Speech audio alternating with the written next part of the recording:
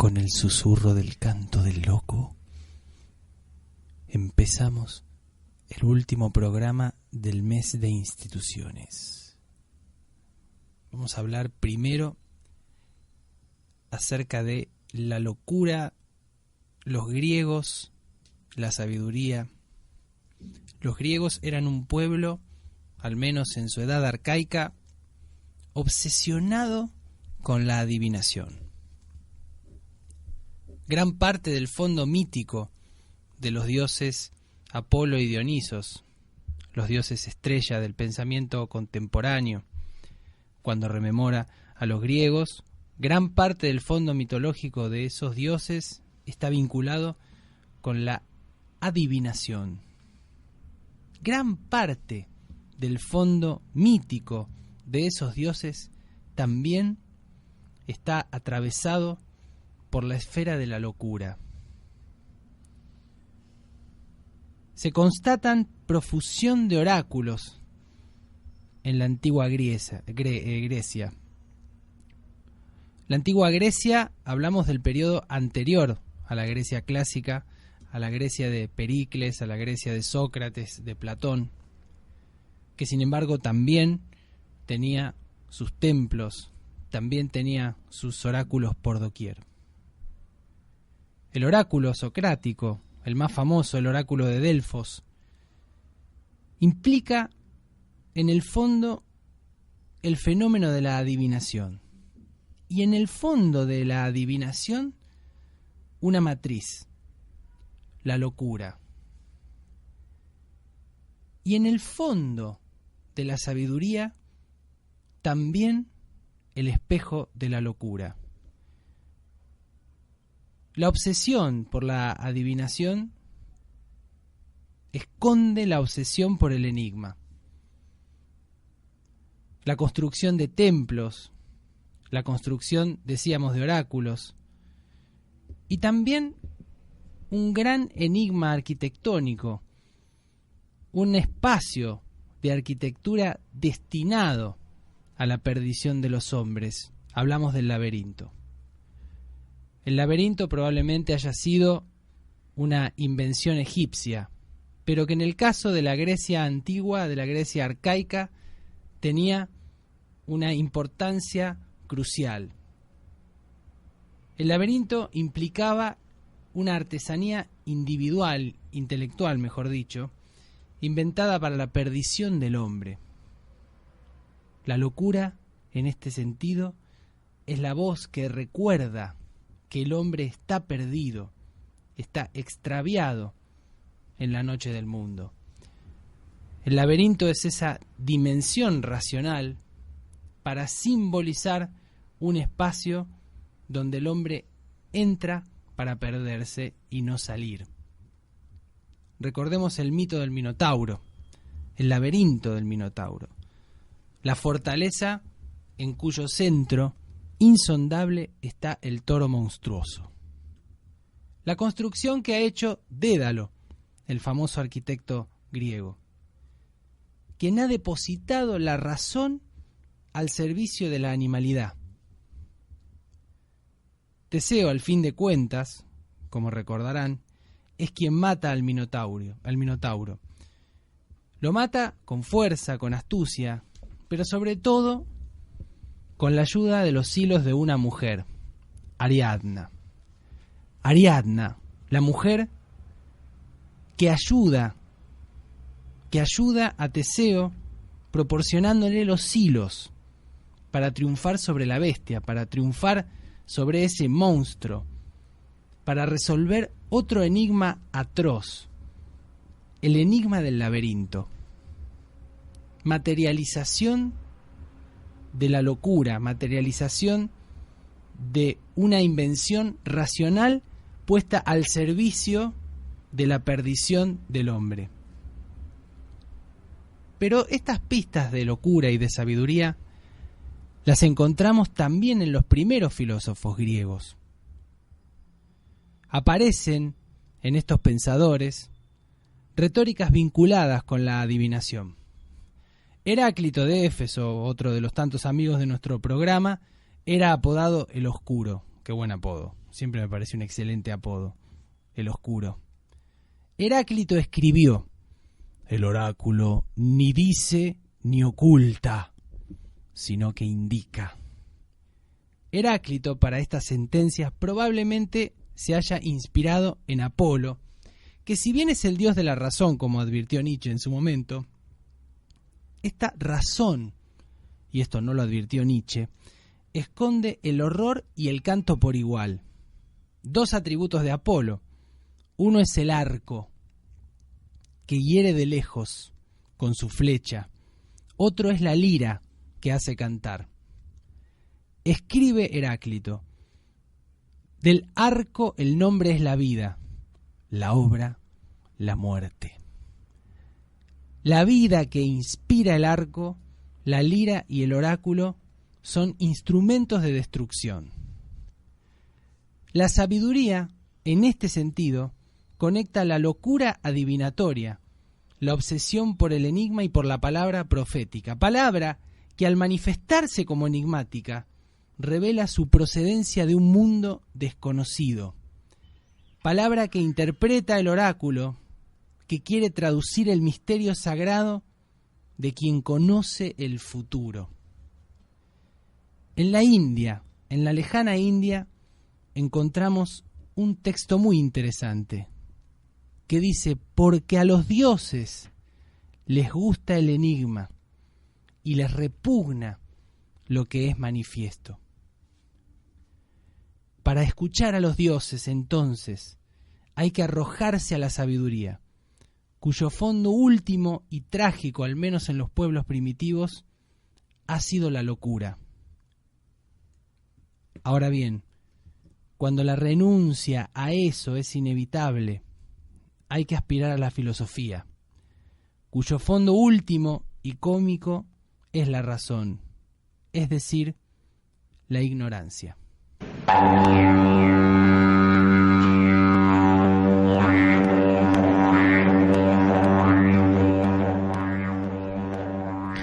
En el círculo imperfecto de la oruga, el vidrio del viento escupe mi hueso. En el hueso de la arena en el grano del péndulo, mi cuerpo curvo, claro, en línea recta con la voz del sol. En el círculo de la espuma espesa, como la sangre a la copa, como el lunar del perro, como la piel sin la piedra, me grita a la muerte. Sofía Ramos.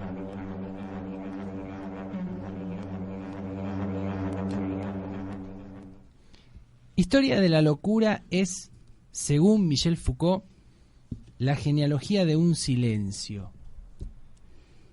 ¿Cómo hacemos hablar algo que ha sido tan silenciado? ¿Es posible arrancarle al saber médico y psiquiátrico su monólogo sobre la locura? Es una historia acerca cómo en Occidente la locura se tornó enfermedad mental, es decir, asunto de policía, hospitalizaciones, doctores. La palabra historia en este sentido también quiere decir que la locura no es una sustancia inmodificable en el tiempo, y la percepción en torno a los locos depende de múltiples factores culturales, políticos y económicos. Obviedades que a veces olvidamos. La cronología estudiada por Foucault se da en 3 etapas.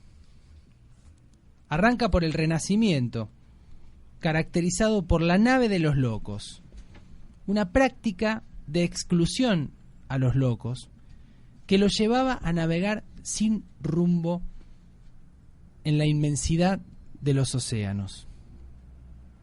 En la misma etapa, la pintura del Bosco se inspira y recoge estas imágenes, acentuando la animalidad como naturaleza secreta del hombre. Es por esta misma época que Erasmo de Róterdam escribe su elogio de la locura. Foucault sugiere que el Renacimiento libera la voz de la locura. Algo así como lo que hemos glosado en el bloque anterior en relación con la voz de los oráculos. Es decir, comprender o acercarnos a la locura desde una perspectiva completamente diferente a la que estamos acostumbrados por nuestra situación histórica.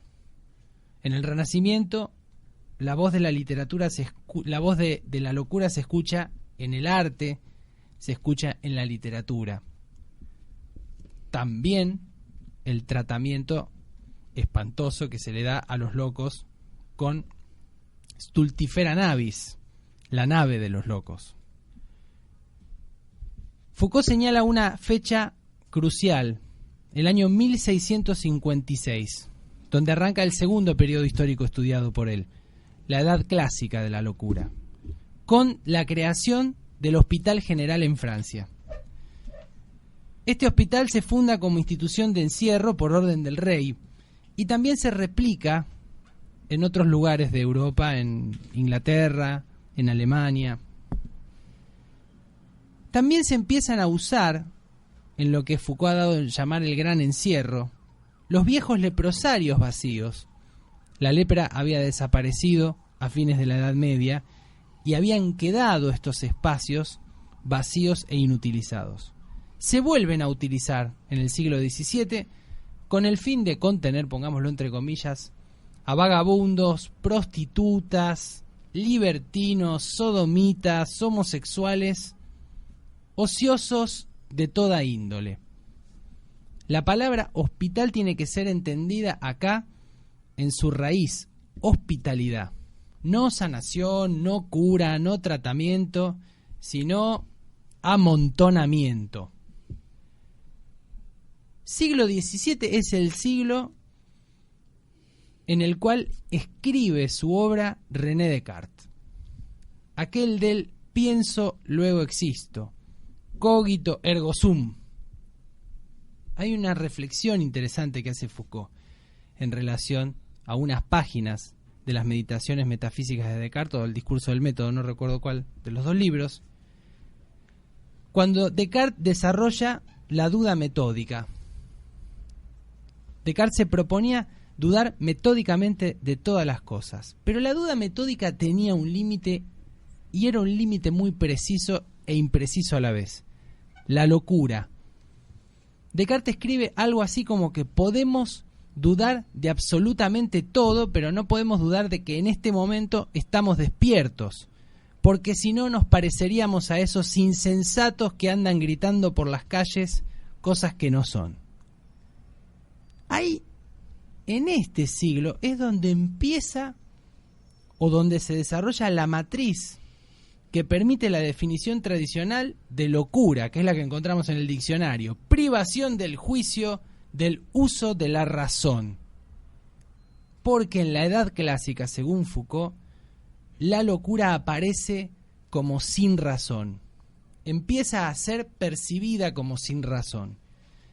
Y los locos, que en la Edad Media habían sido percibidos por momentos como pecadores, por momentos como santos, incluso la figura de la brujería también está por ahí cerca, en esta instancia histórica empiezan a ser percibidos como insensatos.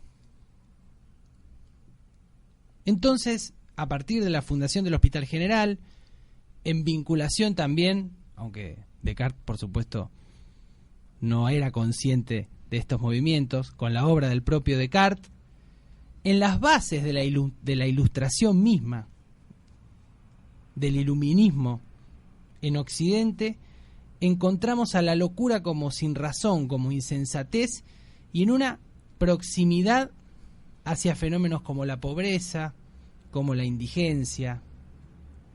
Es decir, encontramos la base fundamental de una exclusión. Exclusión fáctica y exclusión filosófica o exclusión conceptual.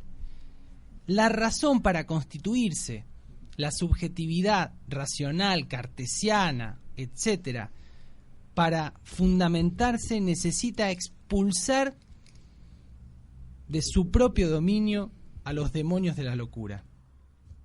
Esto es algo completamente diferente al modelo que podemos encontrar en la antigüedad griega, donde al estar tan cercana a la sabiduría del enigma, incluso en la filosofía encontramos cercanías con la locura.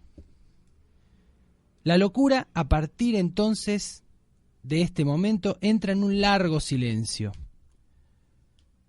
y empieza a jugar fuerte la medicina acá, con palabras como demencia, manía, melancolía, histeria. El siglo XVIII se caracteriza por el descubrimiento de las afecciones nerviosas, y la locura por fin se inserta en los tejidos del saber. Fenómeno parejo a la medicalización de la existencia, que también vamos a hablar hoy de eso. Eso sienta las bases para la tercera etapa que estudia Foucault en este libro, que implica el nacimiento de la psiquiatría y de la psicología. Hay una nueva separación, producto de medidas administrativas, burocráticas, legislativas. Hay cambios en los lugares de encierro y hay también una concepción más férrea de las normas de salud, enfermedad y normalidad. Se modifican muchos criterios en los espacios de internación específicos para los locos. Y básicamente el viejo modelo del hospital general se transforma en asilo. Es casi el momento de los grandes éxitos de la sociedad disciplinaria. En el caso del loco, este es tratado como alienado. Es infantilizado intramuros. Es como un niño en el encierro. El loco ya no es más un criminal, sino un enfermo. Siempre queda igual algo de criminalidad en el loco, no solo en esa etapa, sino hoy en día. Es entonces, a partir de este momento, que la locura empieza a ser considerada enfermedad mental. El loco de insensato pasa a ser alienado. Nacimiento de la psiquiatría, nacimiento de la psicología, que están, como ya hemos dicho en este programa, repitiendo a Foucault, están vinculadas a tácticas disciplinarias y a procesos de normalización. Así más o menos se han desarrollado las instituciones desde el siglo XVIII. Hasta hoy, sin embargo, es difícil entender si se ha cambiado esta matriz que vincula la locura con la enfermedad mental.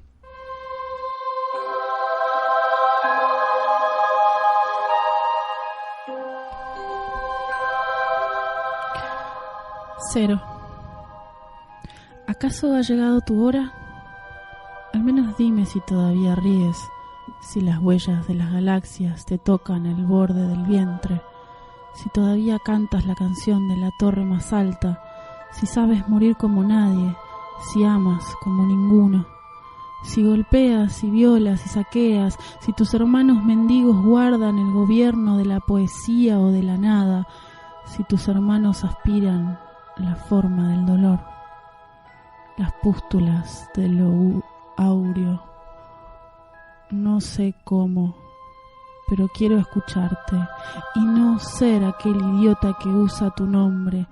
Cismas, destrozos de gusanos milenarios, la historia de la tierra en fascículos, edades y carcajadas negras, subir de nuevo a los árboles por gusto, proclamar, he aquí un azote para los suicidados del fondo de los océanos. ¿Dónde están, amigos? Quiero nadar con ustedes, quiero su beso de sal y de escama, de piel a contraagua, a contraviento. ¿Acaso hemos llegado a contramuerte? La danza de los aerolitos, los huevos cósmicos, el destierro de las supernovas. No, venerado loco, no y no. No soy ese prostituto, apenas vagabundeo, apenas la pared de la realidad se agranda en la alucinación de los cansados. Duermo para no ver lo invisible, la luz de la primera explosión, cuando el mundo tenía 10 segundos y la materia se caía en las manos, loco. El pájaro me habló, loco, no lo entiendo. La araña sagrada caminaba, loco, y el cielo se hizo pis. En un parpadeo muerdo todo trance, de las hijas de una virgen azul, donde todo rosa. Acá estoy, en esta posilga, escupiendo a un oráculo en el azulejo del baño, con un padre en la geografía del grito, en la espuma de un vértigo donde un Víctor me dice que la vida es caída, y caigo, venerado y amado loco, caigo hasta oler la mejor rosa de la atmósfera, la rosa de la palabra, la rosa intuida y trémula, el abrazo del mago con su regalo y su parasubidas a puro relámpago en la casa del tenebroso.